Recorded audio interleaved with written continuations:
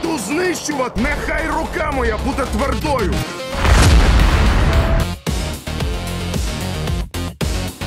Ukraine is not Russia. Ukraine will never be Russia. So let's start this party. Судьбой со своей исторической родины. যুদ্ধের মানচিত্রে প্রতিটি শহর, প্রতিটি রাস্তা, প্রতিটি অঞ্চল এখন নতুন কাহিনী বলছে। যেখানে একসময় জীবনযাপন, বাজারের কলরব, শিশুদের হাসি প্রতিধ্বনিত হতো, সেখানে এখন রাশিয়ার সামরিক পদচারণায় ছায়া নেমেছে। It's going to be a big thing. We're going to Russia. That's going to be a big deal. Судьбой со своей исторической родины. Они имели на это полное право. Поздравим прежде всего их. মারিউপলের বন্দরে শিল্পাঞ্চল থেকে শুরু করে খেরসনের খোলা মাঠ পর্যন্ত পুতিনের বাহিনী ধাপে ধাপে কৌশলগত অগ্রগতি অর্জন করছে। প্রতিটি দখল করা শহর, প্রতিটি ধ্বংসপ্রাপ্ত প্রতিষ্ঠান বা পুনর্গঠন, এসবের মধ্যে দিয়ে রাশিয়া শুধু ভূখণ্ড জিতে নিচ্ছে না, এটি এক নতুন প্রভাবশালী বাস্তবতা প্রতিষ্ঠা করছে।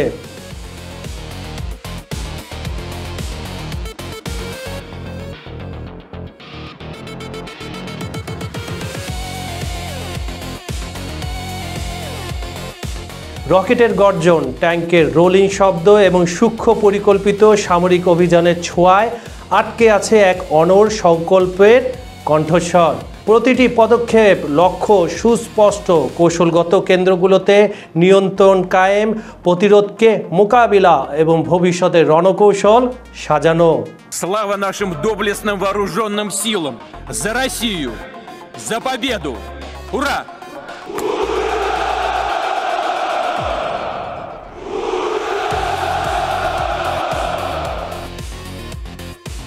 এখানে মারিউপলের বন্দর, বেরদিয়ানকন্সের লজিস্টিক রোড, মেলিটোপলের গেটওয়ে, লুহানস্ক ও দোনেটস্কের লড়াইপূর্ণ শহরগুলো সবই এক বিশাল কৌশলগত প্রক্রিয়ার অংশ। প্রতিটি দখল একটি পদক্ষেপ, প্রতিটি অভিযান একটি ঘোষণা। রাশিয়া শুধু লড়াই করে না, এটি মানচিত্রকে পুনর্গঠন করছে। Всего задержано 11 человек. Все четверо непосредственных исполнителей теракта найдены и задержаны.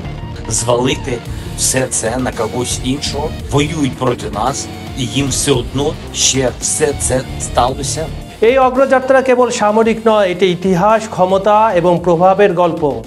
প্রতিটি গোলাবর্ষণ, প্রতিটি ট্যাঙ্কের রোল, প্রতিটি দখল, এসবই জানান দেয় যে রাশিয়ার পরিকল্পনা গভীর এবং ধীরে ধীরে বাস্তবায়িত হচ্ছে। আজকের খবর সংযোগে এর বিহাইন্ড দ্য সিনে আমরা দেখব কিভাবে ইউক্রেনের মানচিত্রে ধীরে ধীরে পুতিনের ছায়া একটি মেঘের মতো ছড়িয়ে পড়ছে। দখলের কৌশল কি কেবল ভূখণ্ডই, না এটি আগুনের ও কাগজের মধ্যে হওয়া একটি সূচকীয় ক্যালকুলেশন? রাশিয়ার প্রতিটি পদক্ষেপের আড়ালে যে কৌশল কাজ করে, আমরা তা উন্মোচন করব। কোন শহরকে কেন লক্ষ্য করা হলো, কাদের উপর রাজনৈতিক ও সামরিক চাপ বাড়ানো হচ্ছে এবং কিভাবে সেই চাপ বাস্তবে রূপ নিচ্ছে। ইউরোপ সরব, ভয়ের সঙ্গে কূটনীতি ও লজিস্টিক্যাল হিসাব চলছে। প্রশ্নটা কার্যত একটাই, এখন কার দায়বোধ সবচেয়ে বড়, কোন কাঁধে সবচেয়ে ভার? আর মাঝখানে আছে ইউক্রেনের মানুষ, দীর্ঘ রাত, ভাঙা বাড়ি, হারানো স্মৃতি। তাদের গল্পগুলোই আমাদের বিস্ফোরক প্রতিবেদনের প্রাণ, তাদের কণ্ঠই কাঁচা সত্যকে বয়ে তোলে। তাই আজ আমরা যাব পুতিনের গোপন ঘাঁটির ছায়া থেকে শুরু করে ইউক্রেনের শহরতলি সংঘর্ষ পর্যন্ত। আমরা দেখব কিভাবে যুদ্ধ পরিচালিত হচ্ছে এবং কেন। শুরু করছি যেখানে মানচিত্র বদলায়, সেখানে কাহিনী লুকিয়ে থাকে। চলুন সেই কাহিনী ধরে টেনে আনি আপনাদের সামনে। আমাদের ভিডিওগুলো আপনি পৃথিবীর কোন প্রান্ত থেকে দেখছেন জানাবেন প্লিজ। আর অবশ্যই খবর সংযোগ ইউটিউব চ্যানেলটি সাবস্ক্রাইব করে রাখুন। পোকরভস্কের দুর্গম রাস্তা থেকে খার্কিভের ধ্বংসস্তূপ, প্রতিটি পদক্ষেপ যেন এক একটি গল্প বলছে। রকেটের গর্জন, ট্যাঙ্কের রোলিং শব্দ, ধ্বংসস্তূপের মাঝে চাপা দেওয়া মানুষের চিৎকার, সব মিলিয়ে একটি ইউক্রেনের মানচিত্র ধীরে ধীরে ছোট হয়ে আসছে। বিশেষজ্ঞরা কি বলছেন? তারা বলছেন এটি শুধু ভৌগোলিক সংকোচন নয়, এটি রাশিয়ার কৌশলগত অগ্রগতির প্রতিফলনও। প্রতিটি শহর, প্রতিটি গ্রাম, প্রতিটি রাস্তা রাশিয়ার সামরিক নিয়ন্ত্রণ এবং নিরাপত্তা নিশ্চিত করার জন্য গুরুত্বপূর্ণ। তারা দখল করছে এবং জায়গাটার নিরাপত্তা দেওয়ার জন্য যা যা করা দরকার পুতিনের বাহিনীগুলা সেই কাজগুলোই করছে। দখল হওয়া শহর, গ্রাম, স্কুল, বাজার সবই ধীরে ধীরে রাশিয়ার কৌশলগত প্রভাবের আওতায় আসছে। এই এলাকায় রাশিয়ান প্রশাসন, নিরাপত্তা বাহিনী এবং অবকাঠামোগত নিয়ন্ত্রণ প্রতিষ্ঠা করছে। একটা জায়গা দখল করলে তার প্রশাসন যেভাবে চলে রাশিয়া ঠিক সেভাবে সে প্রশাসনগুলো চালাচ্ছে। শিল্পাঞ্চল, বন্দর শহর এবং লজিস্টিক হাবগুলো রাশিয়ার সামরিক ও অর্থনৈতিক পরিকল্পনার জন্য অত্যন্ত গুরুত্বপূর্ণ। আবার এদিকে শিশুদের শিক্ষা, প্রবীণদের সহায়তা এবং স্থানীয় সমাজে রাশিয়ার দখলে এইসব ক্ষেত্র নতুন নিয়ম এবং পরিচালনার আওতায় ধীরে ধীরে আসছে। স্কুলগুলোর নাম, জায়গাগুলোর নাম রাশিয়ার নামে হচ্ছে। স্থানীয় প্রশাসনিক কাঠামো, নিরাপত্তা ব্যবস্থা এবং সামাজিক নিয়ন্ত্রণ রাশিয়ার উপস্থিতিকে আরও দৃঢ় করছে। এটাকে বলে সামাজিক নিরাপত্তা বলয়।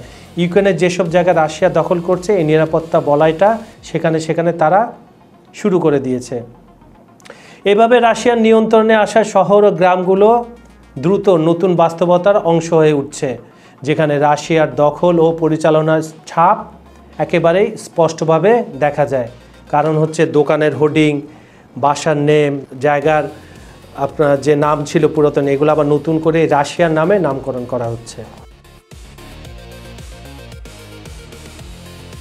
রাশিয়ার সামরিক অপারেশন পূর্ব ও দক্ষিণ ইউক্রেনে দৃঢ়ভাবে এগোচ্ছে। গুরুত্বপূর্ণ শহরগুলো দখল করে রাশিয়া কৌশলগত সুবিধা ও সামরিক উপস্থিতি বাড়িয়ে চলেছে। প্রতিটি শহর নতুন কৌশলগত কেন্দ্রে পরিণত হয়েছে, যা রাশিয়ার সামরিক পরিকল্পনা ও লজিস্টিককে আরও শক্তিশালী করছে। ডোনেক্সের মারিয়াপোল গুরুত্বপূর্ণ শহর, এটাকে বলা হয় বন্দর শহর, শিল্প ও বাণিজ্য কেন্দ্র, যা 2022 সাল থেকে রাশিয়ার নিয়ন্ত্রণে আছে এখনও পর্যন্ত। ঝাপরজিয়ার মেট্রোপল আজব সাগরের দিকে সামরিক অভিযানের গেটওয়ে হিসাবে এটা ব্যবহৃত হয়। আজব সাগর উপকূল শহর বার্ডিনক্স লজিস্টিক ও সামরিক দিক থেকে অত্যন্ত গুরুত্বপূর্ণ। এটা আপনার একটু গুগলে ম্যাপ সার্চ করলেই দেখতে পাবেন। লুহানস্কের গুরুত্বপূর্ণ দুটি এলাকা লুহানসেম্বক ও সিরভানোডক্স পূর্ব লুহানস্ককে কৌশলগত কেন্দ্র ও দীর্ঘ লড়াইয়ের মূল শহর হিসাবে ধরা হচ্ছে। খেরসন দক্ষিণ ইউক্রেনের কৌশলগত গুরুত্বপূর্ণ শহর। কিছু অংশ পুনরুদ্ধার করেছে ইউক্রেন, কিন্তু বেশিরভাগ অঞ্চলই আছে রাশিয়ার নিয়ন্ত্রণে। বিশ্লেষকরা বলছেন এই শহরগুলো দখল করার ফলে রাশিয়ার সামরিক অপারেশন এবং কৌশলগত যে অবস্থান রয়েছে তা আরও শক্তিশালী হচ্ছে। দক্ষিণ ও পূর্ব ইউক্রেনে নিয়ন্ত্রণের এই ধারা রাশিয়াকে সামরিক পরিকল্পনা, লজিস্টিক সহায়তা এবং আঞ্চলিক প্রভাব বিস্তারের ক্ষেত্রে আরও সুবিধা দিচ্ছে। যুদ্ধের পরিস্থিতি পরিবর্তনশীল হলেও রাশিয়ার কাছে এই শহরগুলোর কৌশলগত সম্পদ, যা সামরিক অপারেশন ও আঞ্চলিক স্থিতিশীলতার জন্য অত্যন্ত গুরুত্বপূর্ণ।